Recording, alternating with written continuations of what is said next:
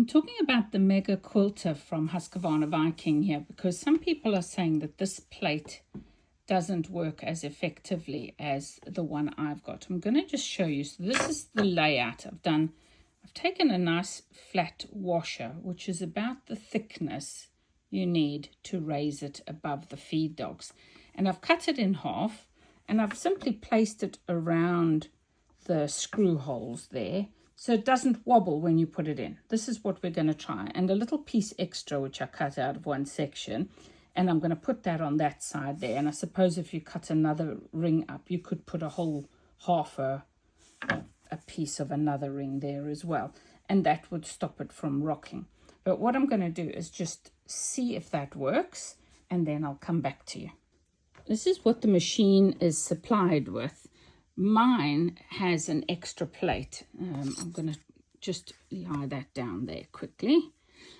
Mine came with this extra plate, which is much thicker than the original one.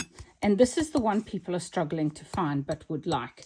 And this goes onto the machine there and just gets screwed in place. So you don't need the other plate. So what the original comes with, I'm going to move these off, is this plate, which is the thin one. It's got these two extra holes here, there, and this comes with it. And those two little dimples go into those holes like that. So what it's in effect doing is raising the feed dogs, or lowering the feed dogs, so that they don't appear above this level, which allows you to do the free motion quilting. Now, the problem they're saying, because I've never used it, is that this sometimes slips and breaks the needle.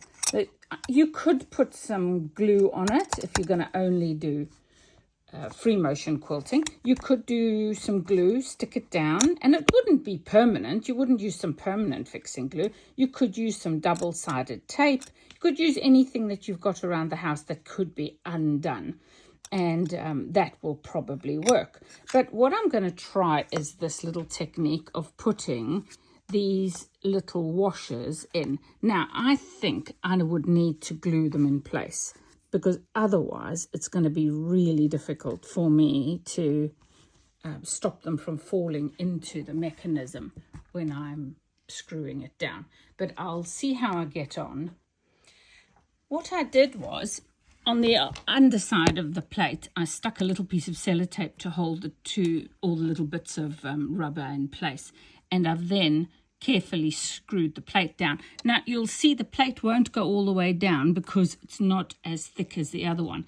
But be careful you don't over-tighten it, because my rubber washer obviously is slightly more flexible than the metal plate, which I bought. So now I could peel this off and get rid of this. And it won't be in your way. So there you go. You've got this little gap here, which hopefully doesn't interfere with your free motion quilting. At the end of the day, the thicker one also stands a little bit proud of this. And you could adjust the size of this washer. In fact, you could put a piece of cardboard in there, or a few layers of cardboard in there, so that it built it up to the height, just so that the feed dogs didn't actually move. So I'm going to turn the hand wheel, and I'm going to just give you a view of it at its highest point. And if I rub my fingers along there, the feed dogs are not coming through the top, which is exactly what the other plate, ouch, is designed for. I should have taken the needle out, really. But that, I think, is going to be a brilliant alternative solution, and one which will cost you pennies, if anything at all, if you use something that you've got lying around the house. So there's just, I would keep that clean and tidy.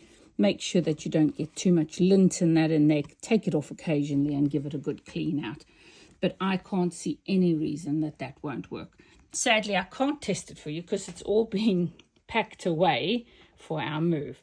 But I would love it if you give that a try and do a little video demonstration for us to show us how you get on with that little fix. Thank you for watching. Bye.